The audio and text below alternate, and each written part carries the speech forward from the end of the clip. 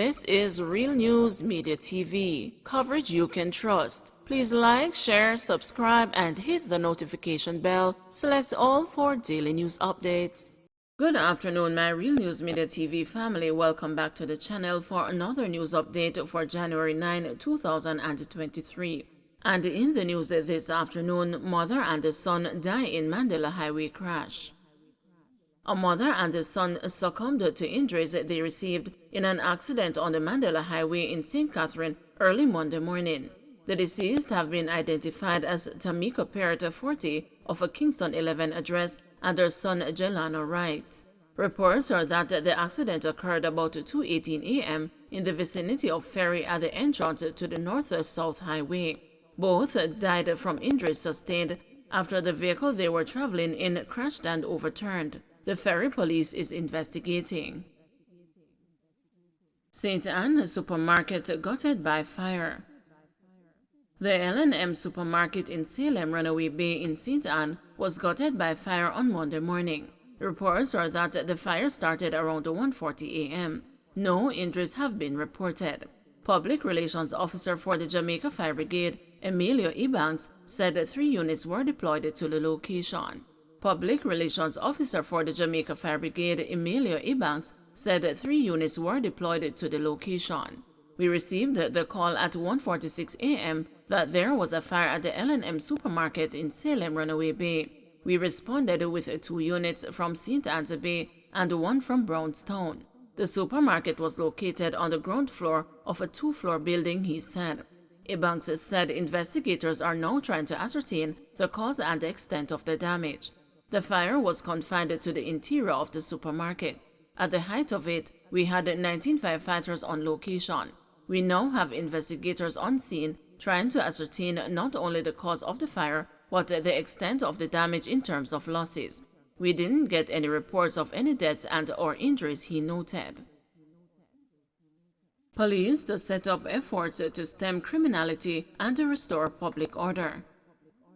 Assistant Commissioner Gary Griffiths, head of the Area 5 Police, says despite gains made last year, there are some areas of criminality and lawlessness that must be addressed this year. Speaking at a town hall on Sunday evening, ACP Griffiths admitted that there were some categories of crime that the police weren't able to treat with as good as we would have wanted. He said the police will ramp up its efforts to address break-ins, while murders, robberies, and the public order are also areas of concern.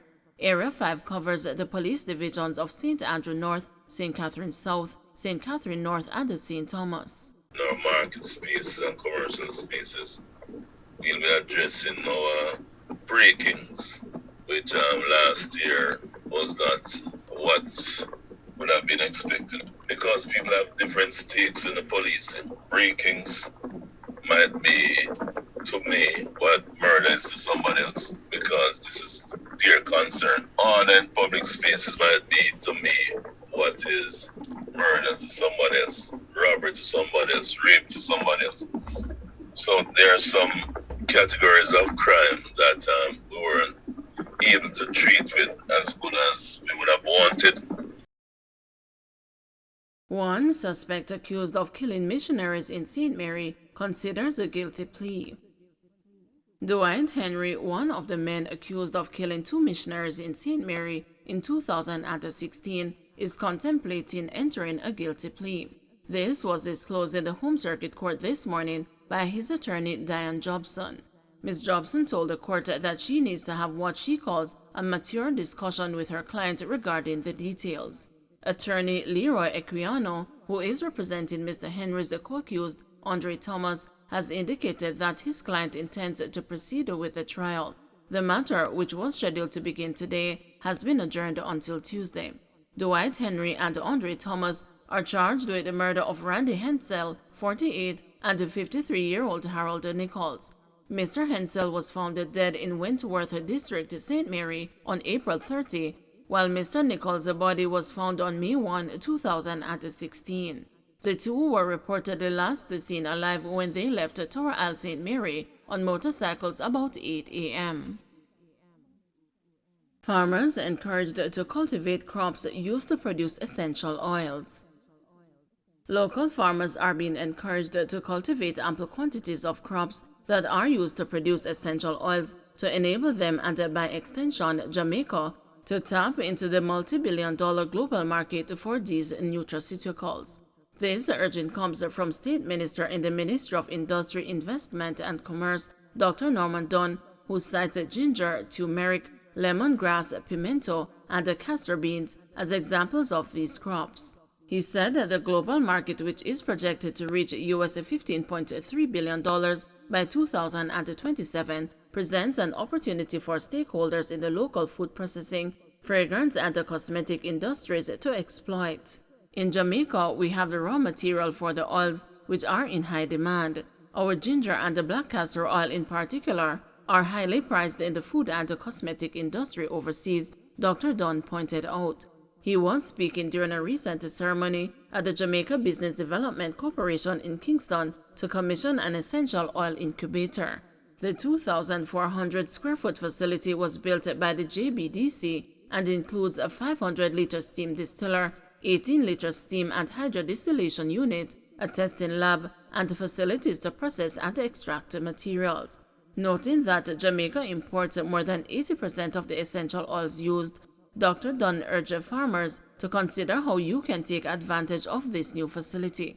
He further encouraged them to engage the JBDC to forge the partnerships that will facilitate this, as well as training on good manufacturing processes, supply chain management, and business development skills.